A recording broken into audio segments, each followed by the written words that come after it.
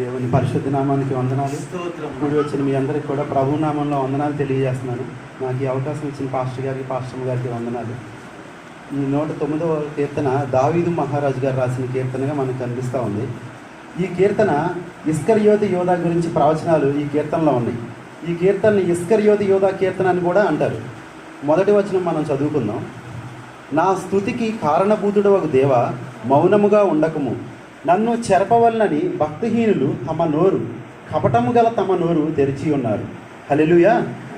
ఇక్కడ మొట్టమొదటి వచనంలో దావీదు ఏమంటున్నాడంటే, నా స్తుతికి కారణభూతుడవగు దేవా అని అంటున్నాడు.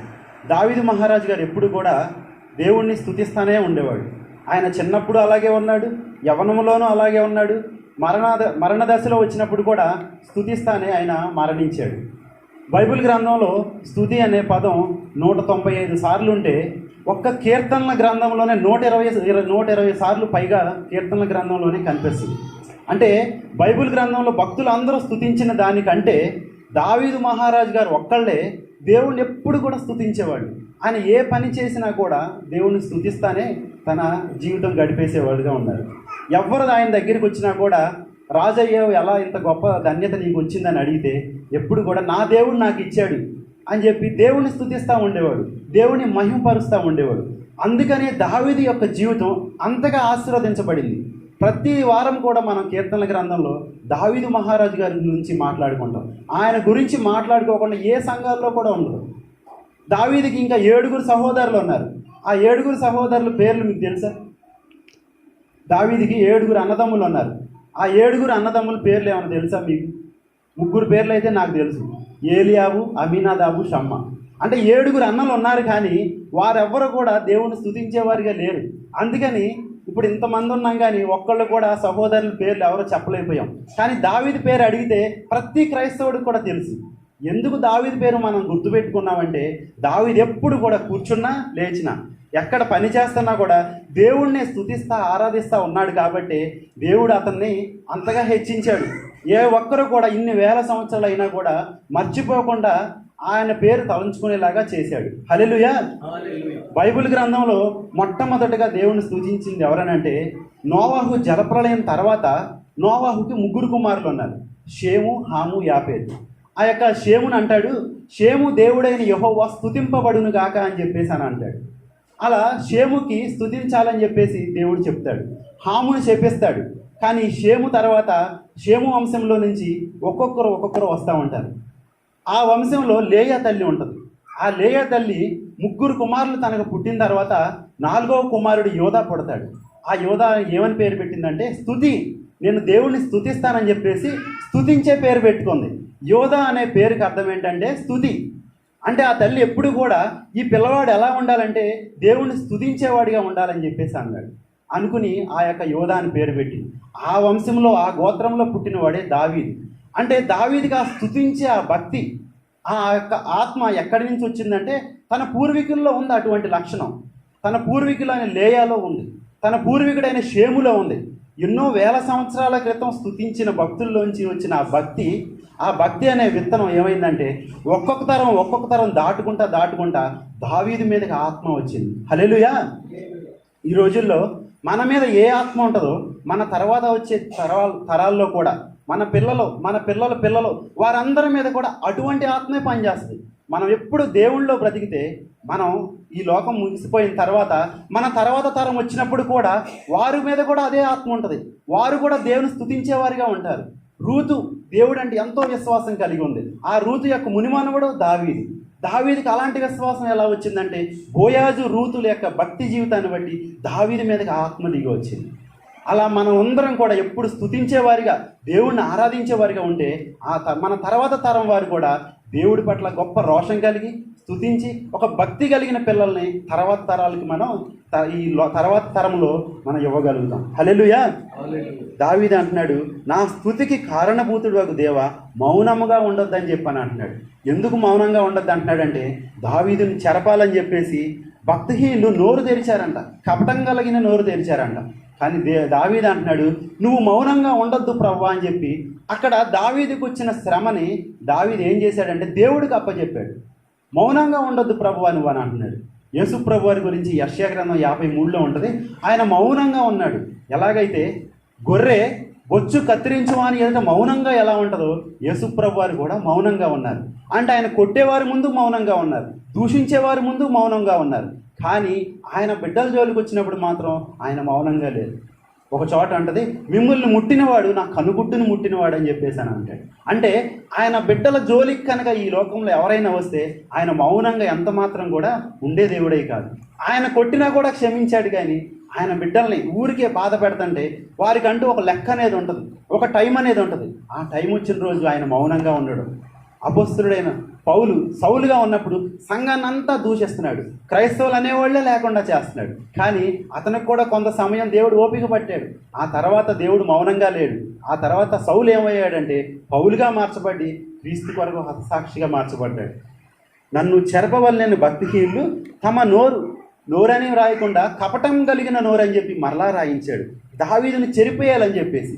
అంటే ఒక వైట్ బోర్డు మీద అక్షరాలు రాసిన తర్వాత ఆ బోర్డు మీద అక్షరాలన్నీ తుడిపేస్తే ఆ పేర్లు ఏమైతే రాసామో అవి ఎలా కనపడవో, ఎలా మాయమైపోతాయో ఈ దావీదు అనే వ్యక్తిని కూడా చెరిపేయాలనుకుంటున్నారు. అంటే దావీదుని చెరిపేయటం అంటే దావీదు అనే పేరు ఉండకూడదు. దావీదు అనే పేరు ఈ ఇశ్రాయేల్ దేశంలో ఎక్కడా వినపడకూడదు. అప్పటి వరకు అందరూ దావీదుకి జై అంటున్నారు. దావీదుని ఎక్కడ చూసినా ప్రతి ఒక్కళ్ళు కూడా దావీదు లాంటి మహారాజు అసలు మనకు దొరకటమే అదృష్టం అని చెప్పి ప్రతి ఒక్కళ్ళు దావీదు గురించి మాట్లాడుతూ ఉంటే వారవలేని సౌలు దావీదుని చెరిపేయాలని చెప్పి చూస్తూ ఉన్నాడు. సాతాను అసూయపరుడు. ఎవరినైనా దేవుడు హెచ్చిస్తూ ఉంటే క్రైస్తవులను కానీ ఆయన బిడ్డలను కానీ ఆశీర్వదించబడతా ఉంటే వారవలేని మనస్తత్వం కలిగిన వాడు ఆయన. ఆ సాతాను అలాంటి లక్షణాలు ఉన్నవారిని ఎంచుకుని, భక్తిహీనులుగా ఉన్న వాళ్ళని ఎంచుకుని దేవుని బిడ్డలను చెరిపేయాలని చెప్పి చూస్తూ ఉంటాడు. యోసేపు కూడా హెచ్చింపబడాలని చెప్పి దేవుడు ఆశీర్వదించినప్పుడు కలల ద్వారా రాబోయే రోజుల్లో జరిగేది చెప్పినప్పుడు యోసేపుని చెరిపేయటానికి తన సొంత అన్నల్నే సాతాను వాడుకున్నాడు. అన్నల ద్వారా యోసేపు పేరు చెరిపేయాలని చెప్పి చూస్తూ ఉన్నాడు. ఇక్కడ దావీదుని కూడా చెరిపేయాలని చెప్పేసి అనేక మంది చూశారు. కానీ దావీదు దేవుని హృదయానుసారుడు, ఒక అందరిలాంటి వ్యక్తి కాదు, ఒక ప్రత్యేకంగా జీవించేవాడు. కాబట్టి దావీదుని చెరపాలని చెప్పేసి రాజులే లేచారు, అధికారులే లేచారు, చుట్టుపక్కల ఉన్న రాజ్యాల్లో గొప్ప గొప్ప రాజులే లేచారు. కానీ దావీదు పేరుని ఏ ఒక్కరు కూడా చెరిపేయలేకపోయారు. హల్లెలూయా. కపటం గల నోరు తెరిచి ఉన్నారంట. కొంతమంది కపటం కలిగిన నోరు అంటే పైకి మంచిగా ప్రేమగా మాట్లాడతారు, హృదయంలో ఆ వ్యక్తిని చూసి వీడిని ఎలాగైనా నాశనం చేయాలని చెప్పి హృదయంలో ఆలోచనలు వేరు ఉంటాయి, పైకి నోటి నుంచి వచ్చే ఆ మాటలు వేరు ఉంటాయి. వారిని కపటం కలిగిన మనుషులు అని చెప్పని అంటారు. యేసుప్రభు వారి గురించి పేతురు అంటాడు, ఆయన యందు ఏ కపటమును లేదని చెప్పేసి యేసుప్రభు వారి గురించి చెప్తాడు. అలాగే యేసుప్రభు వారి ద్వారా ఒక మంచి సాక్ష్యం పొందుకున్న వ్యక్తి కూడా ఉన్నాడు. యేసుప్రభు వారు ఒక వ్యక్తిని చూసి ఇతని యందు ఏ కపటము లేదని చెప్పి అన్నారు. ఎవరా వ్యక్తి?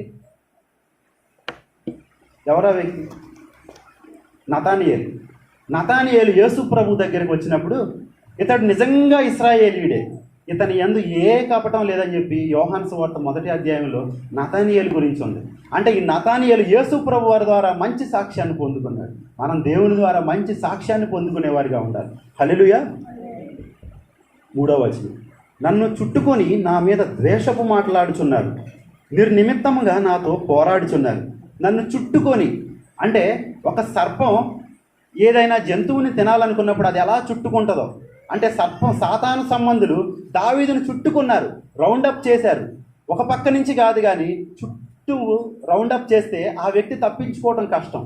దావీదుని కూడా అలాగే రౌండప్ చేసి అన్ని శత్రువులు, సిరియన్లే కావచ్చు, మోయాబీలే కావచ్చు, అమోనీలే కావచ్చు, తన కుటుంబంలో తన సహోదరులే కావచ్చు, ఇంకెవరైనా కావచ్చు, అందరూ కలిసి దావీదుని నిర్నిమిత్తంగా పోరాడుతున్నారు, చుట్టుకుని ద్వేషపు మాట్లాడుతూ ఉన్నారంట.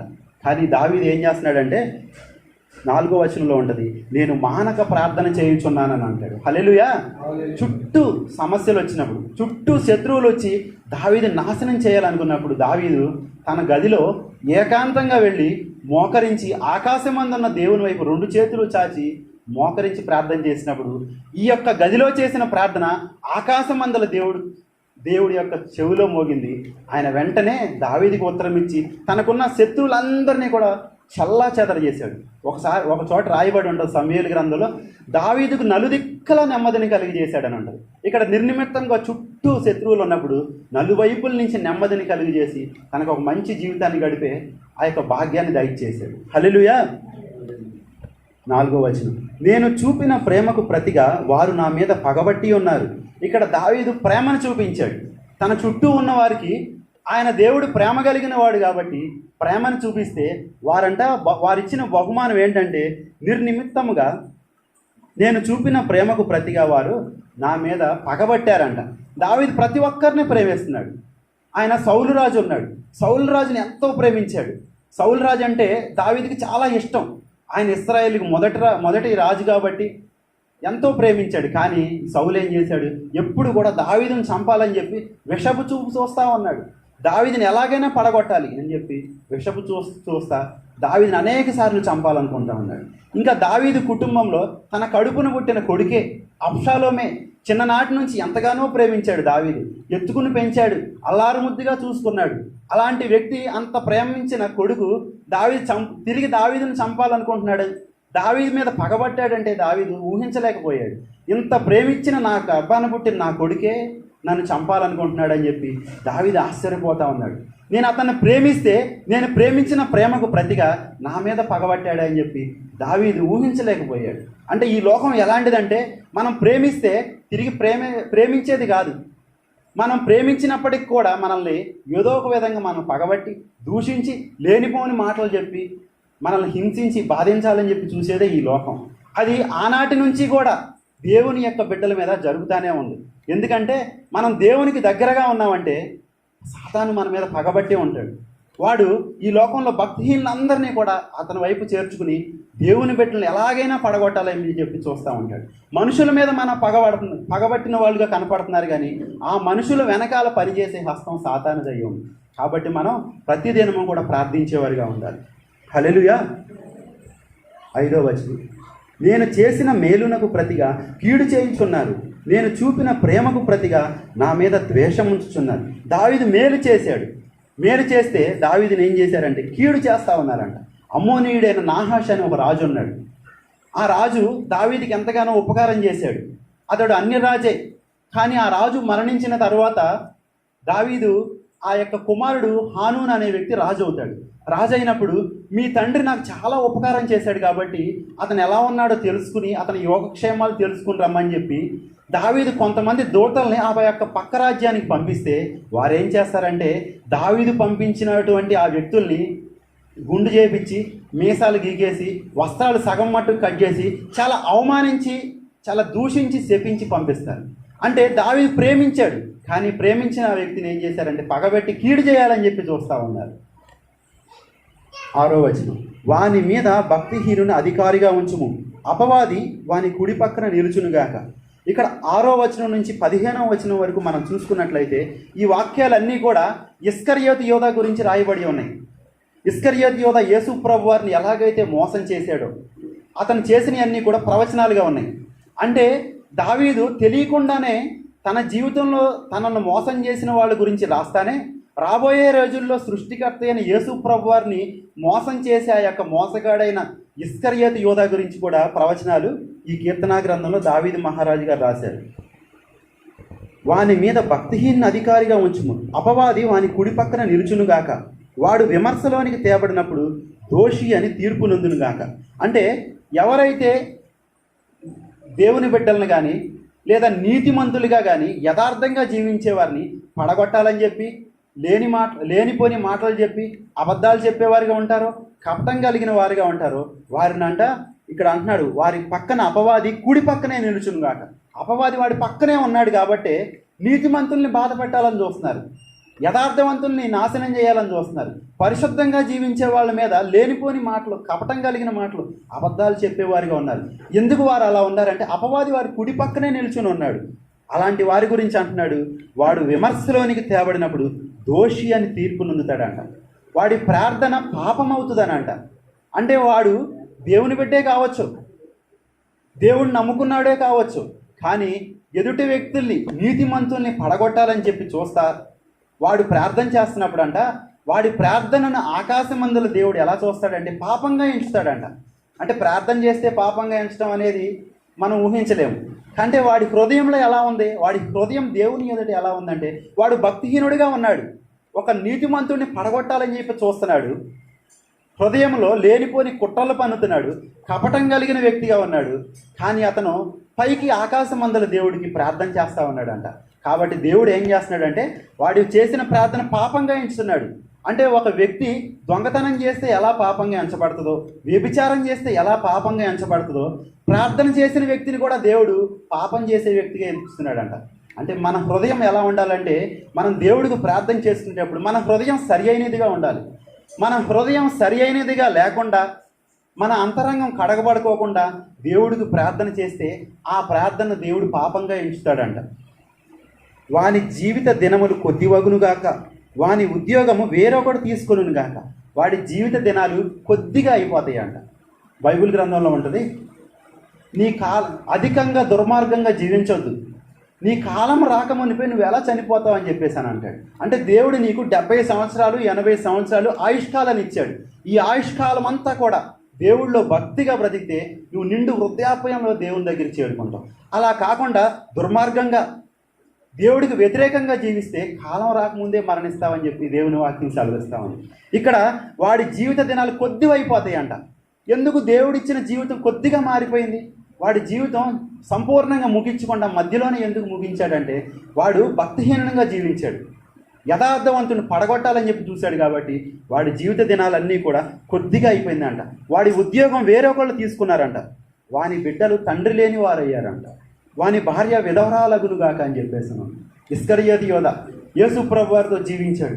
33.5 సంవత్సరాలు యేసుప్రభు వారి జీవితం భూమి మీద జీవిస్తే 3.5 సంవత్సరాలు యేసుప్రభు వారితో కలిసి జీవించాడు. ఆయన ఎంత ప్రేమ కలిగిన వాడో తెలుసుకున్నాడు. ఆయన పరలోక రాజ్యం గురించి చెప్పబడే ఆ యొక్క విలువైన విషయాలన్నీ కూడా విన్నాడు. మనకంటే ఇంకా ఎన్నో మాటలు విన్నాడు. కానీ ఆ 3.5 సంవత్సరాలు యేసుప్రభు వారితో జీవిస్తానే సాతానుతో సహవాసం కలిగి జీవించాడు. ఆ యొక్క యేసుప్రభు వారికి ఇచ్చే కానుకలన్నీ దొంగతనం చేస్తూ ఉన్నాడు, ధనాపేక్షతో ఉన్నాడు. ఇంకా యేసుప్రభు వారిని అప్పగించి ఇంకా ధనాన్ని పోగు చేసుకోవాలనుకున్నాడు. కానీ యేసుప్రభు వారు అలాంటి దొంగకు కూడా, అలాంటి వ్యక్తికి కూడా ఒక అవకాశాన్ని ఇచ్చారు. అతని గురించి అని ఉంటుంది, వాడు దొంగ అని చెప్పేసి యోహాను సువార్తలు ఉంటుంది, వాడు దొంగ అయి ఉండి అని ఉంటుంది. అంటే వాడు దొంగని తెలిసి కూడా యేసుప్రభు వారు ఆ వ్యక్తిని ప్రేమించారు. యేసుప్రభు వారు మనసు ఎలాంటిదంటే దొంగని తెలిసి కూడా దొంగ చేతికి తాళాలు ఇచ్చారు. ఈరోజు దొంగని తెలిసినప్పుడు మనం ఎవ్వరం కూడా నమ్మం. కానీ అలాంటి వ్యక్తి కూడా మారతాడు, 3.5 సంవత్సరాలు నాతో కలిసి ఉంటే మారతాడేమోనని చెప్పి అలాంటి వ్యక్తి కూడా అవకాశాలు ఇస్తా ఉన్నాడు. యేసుప్రభు వారు తనకి ఇచ్చిన అవకాశాలన్నీ జారవిడ్చుకున్నాడు. తన జీవితాన్ని ఏమాత్రం మార్చుకోలేదు. ఆఖరగా ఈరోజు మనకి ఎలా ప్రభు బల్లందో అలాంటి ప్రభు బల్లలో కూడా యేసుప్రభు వారితో పాటు కూర్చున్నాడు.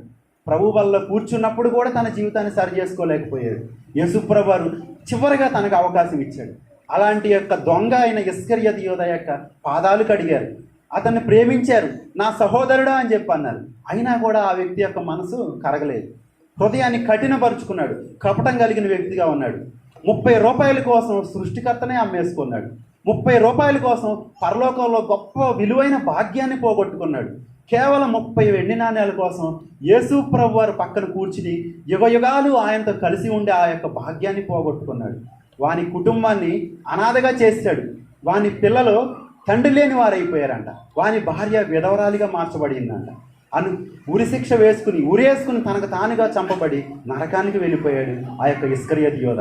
ఆ యొక్క ఇస్కరియోతు యోధ పేరు ఎవరెత్తినా కూడా అతని భక్తిహీనుడు, వాడి పేరెత్తితేనే అసహించుకుంటారు అందరూ.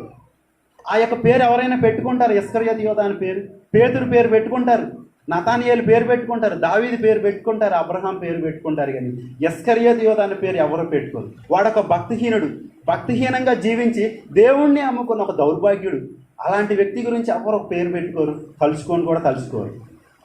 అలాంటి ఇస్కరియోతు యోధ గురించి 12వ వచనంలో ఉంటుంది, వానికి కృపచూపు వారు లేకపోదురుగాక, తండ్రి లేని వాని బిడ్డలకు దయచూపు వారు ఉండకపోదురుగాక, వాని వంశం నిర్మూలమవునుగాక అని అంటున్నాడు. వానికి కృప చూపేవారు ఉండరు. ఆ యోధ చనిపోయాడు, అయిపోయింది. ఇప్పుడు ఆయన భార్య బిడ్డలు ఏమైపోయారు? అనాథలు అయిపోయారు. ఇప్పుడు వారికి సహాయం చేసేవాళ్ళు ఎవరు లేరు. వాడి ఉద్యోగం ఉందా అంటే వాడి ఉద్యోగం వేరే వాడికి వెళ్ళిపోయింది. వాడి ఇల్లు ఉందా అంటే వాడి ఇల్లు వేరే వాళ్ళు లాక్కున్నారు. కనీసం వాళ్ళకి ఒక ముద్ద అన్నం పెట్టేవాళ్ళు ఎవరైనా ఉన్నారంటే ఎవ్వరూ లేరు. చూసిన ప్రతి ఒక్కళ్ళలో కూడా ఆ యొక్క చిన్న బిడ్డను చూసిన ప్రతి ఒక్కళ్ళు కూడా ఏమంటున్నారంటే, ఒరేయ్ మీ నాన్న పెద్ద దౌర్భాగ్యుడు కాబట్టి దేవుణ్ణి నమ్ముకున్నాడు, డబ్బు కోసం ఇలాంటి గడ్డి తిని ఆఖరికి ఉరేసుకుని చచ్చిపోయాడురా, ఇలాంటి పిల్లలతో మాట్లాడితేనే మీరు కూడా చెడిపోతారా అని చెప్పి చుట్టూ ఉన్న సమాజం ఏమని పిలుస్తుందంటే ఇస్కరియోతు యోధా యొక్క కుటుంబం వారు దరిద్రులు, వాళ్ళతో మాట్లాడవద్దని చెప్పేసి చూసిన ప్రతి ఒక్కరు కూడా అసహించుకునేవారుగా ఉన్నారు. వారి జీవితం ఆఖరికి అలాగైపోయింది. ఈరోజు మనం దేవుళ్ళో జీవిస్తే, నీతిగా యథార్థంగా జీవిస్తే, ఆ రోజు దావీదుకి ఎలాంటి కృప ఇచ్చాడు దేవుడు, అలాంటి కృపను అనుగ్రహిస్తాడు. యోహాను సువార్తలో ఉంటుంది కదా, ఆ యొక్క కృప అంత మాత్రమే కాదు కానీ కృప వెంబడి కృపను మనకు అనుగ్రహిస్తాడు. దేవుడు మనకు ఒక కృపనిచ్చాడంటే ఆ కృపను కాపాడుకుంటే దేవుడు దానికి రెట్టింపు ఆశీర్వాదాన్ని దయచేస్తాడు. ఆ యొక్క దేవుడిచ్చిన కృపను మనం నిరర్ధకం చేసుకున్నట్లయితే, ఉపయోగం లేకోకుండా వృధా చేసినట్లయితే ఆ కృపను పోగొట్టుకుంటాం. మన తర్వాత వచ్చే తరాలకి ఆశీర్వాదాన్ని బదులు శాపాన్ని తీసుకొస్తాం. మనం దావీదు వల్ల ఎప్పుడు కూడా స్తుతిస్తా, దేవుణ్ణి ఆరాధిస్తా, నీతిమంతులుగా మనం జీవించినట్లయితే దావీదు వలె మనం ఆయన నిత్యమైన జ్ఞాపకంలో ఉంటామంట. దావీదుని ఎప్పుడు కూడా దేవుడు హృదయంలో ఉండేవాడు, ఎప్పుడు కూడా దేవుడు దావీదును జ్ఞాపకం చేసుకుంటూ ఉండేవాడు. ఈరోజు ఈ సంఘంలో పునరుత్థానపు దినాన ఈ వాక్యమైన ప్రతి బిడ్డలను ప్రతి ఒక్కరూ కూడా దావీదు వలె నీతిగా యథార్థంగా పరిశుద్ధంగా జీవిస్తా దేవుణ్ణి స్తుతిస్తా ఆరాధిస్తూ ఉంటే మనందరం కూడా పరలోకంలో ఆ యొక్క దేవుడితో యుగయుగాలు కలిసి ఆ యొక్క జీవించే గొప్ప భాగ్యాన్ని పొందుకుంటాం. ఈరోజు అటువంటి